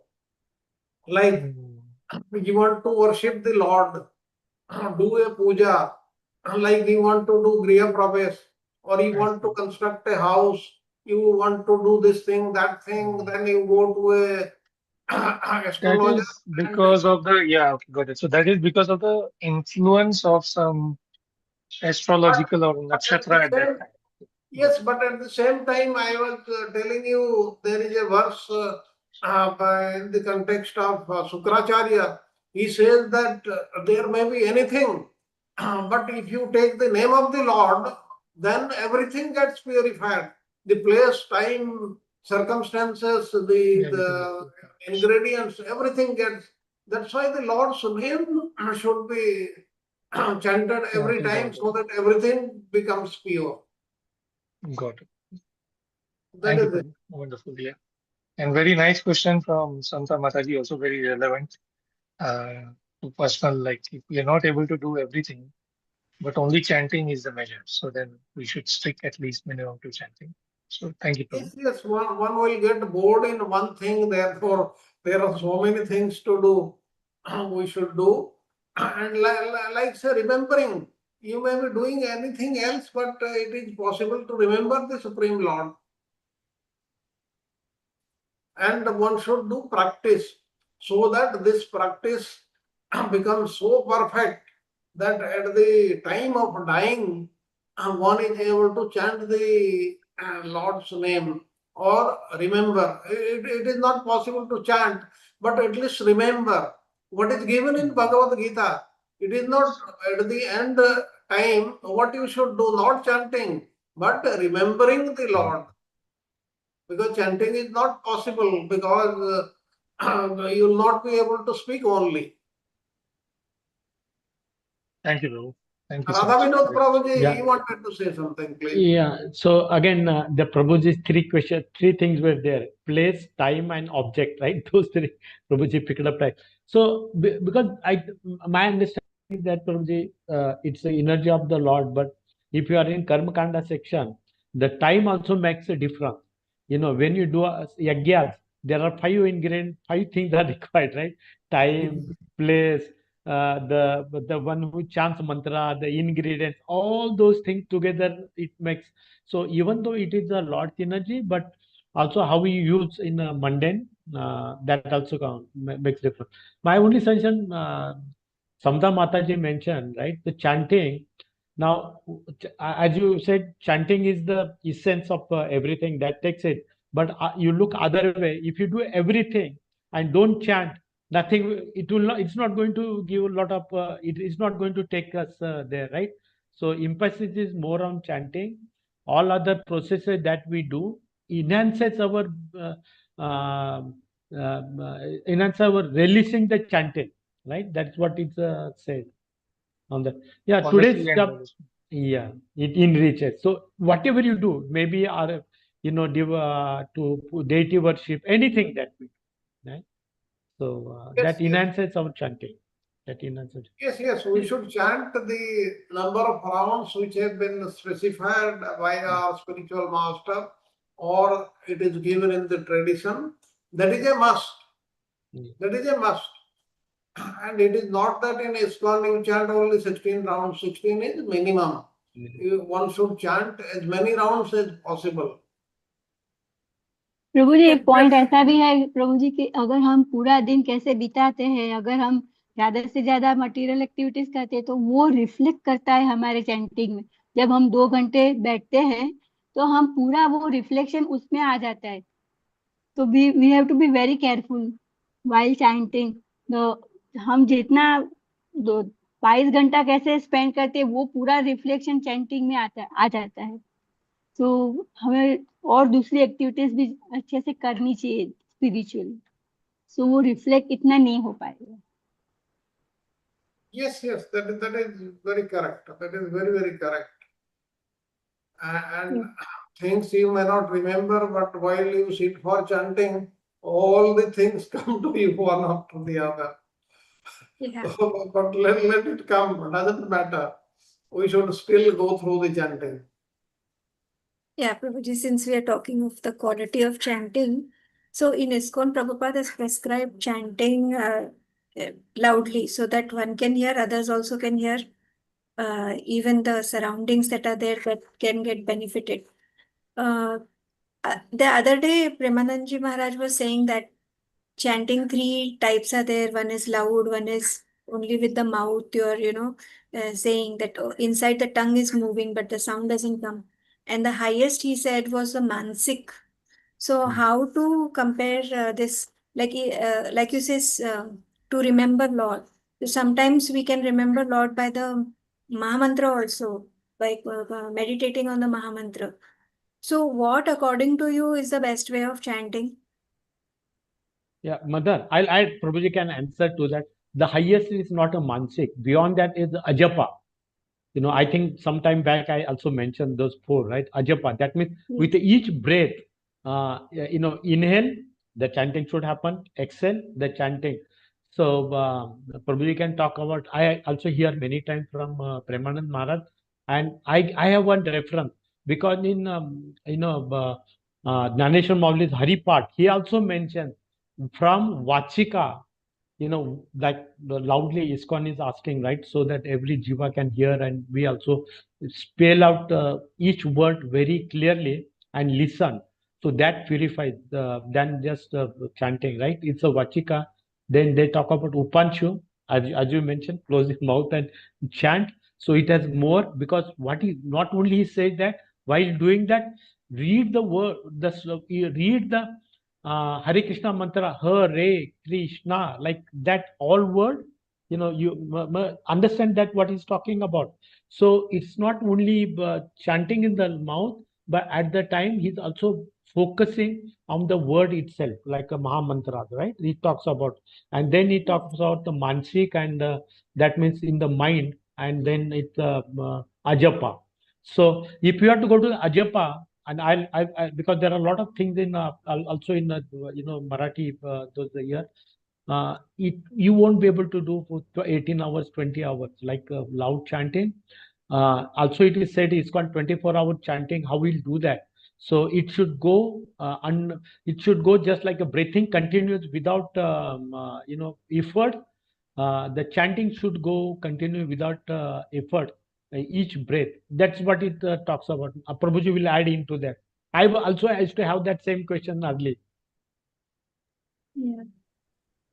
Okay, Thank you, Prabhu. Ajapa basically means one, even if you are not chanting, even if you are quarreling with somebody, the body is chanting, and that can be heard by the great devotees, the proper devotees. And there is a process. I have got the notes. I am just not finding them. I'll tell you the whole process how it goes through. I'll tell you. I Okay, have okay, just Prabhu. misplaced that paper. I'll find that. Yeah, because as Prabhuji was saying about there are some these very pious saints like Janabai. So the reason why we could hear from her objects the name of the Lord, because she might be doing ajapa throughout the day. Yes. Not Throughout only the that, day. it was not only Mother That's throughout the the day. quality or the exalted person can do. We cannot do that.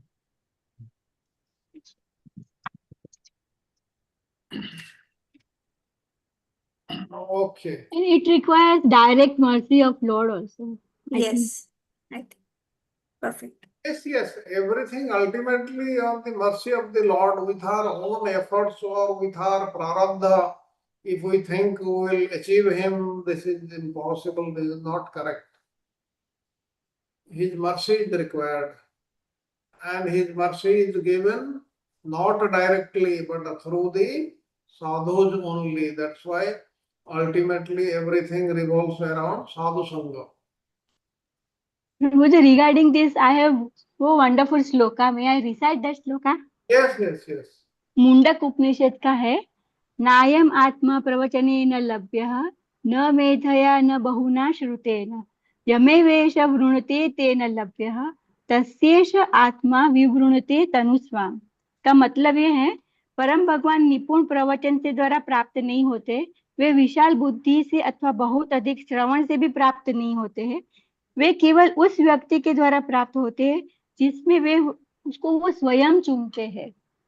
ऐसे व्यक्ति के सामने वे अपना स्वयं रूप प्रकट करते हैं। Yes. So wonderful, Shloka Prabhuji. This is where, what is the number of the verse? Katha Upanishad 1.2.23 and Mundak Upanishad 3.2.3. Okay. We have to recite this shloka every day. Okay. No, that is very, very true. With our own purusartha or prarabdha, we cannot obtain him under any circumstances. It requires his mercy. His mercy is a must. We talk about Chalu Prabhuji mentioned Krupa Shakti, Ichha Shakti, right? So the Krupa Shakti is required. Ichha Shakti is then he talks about, after that also Ichha Shakti, Sarva Dharman Pariteja, his mercy is required. Without that, nothing will happen. Yes. Prabhuji in 7th canto Prahlad महाराज के बारे में बताया, उसमें एक बहुत अच्छा शब्द है नैसर्गिक रति, spontaneous love. We should develop that love because we have love for everyone other than Lord. Yes, that has to come spontaneously. Yes, Prabhuji. That thing, but that is a long way to go. That's why we are in sadhana bhakti stage, and sadhana bhakti also in the initial stage. But if the Lord is pleased, He has mercy, then all these efforts are not required. One gets straight away. Like you would have seen, there are some devotees who reach the highest level without doing anything. That is mercy of the Lord. Any other question or comments? Okay, if there are no questions or comments, then we can conclude today's class with the Nrsinga prayers. And tomorrow we'll have lesson 6 of Govinda Vasya, that also I will be taking. And next the weekend, lesson 173 on Friday. If Charu Prabhuji is not able to do, then I will take. And next day, that is Saturday, also my class 174A. Like this, it will carry on. And who is the Govinda Vasya class? I think Nitya Sakhi Mataji has next two, 7 and 8, these two classes, Govinda Vasya. So we can conclude today's class with the Nrsinga prayers.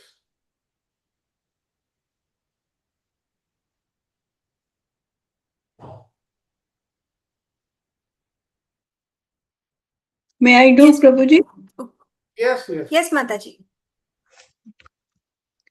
Namaste Narasimhaya. Namaste Narasimhaya. Prahlad Lad Daine.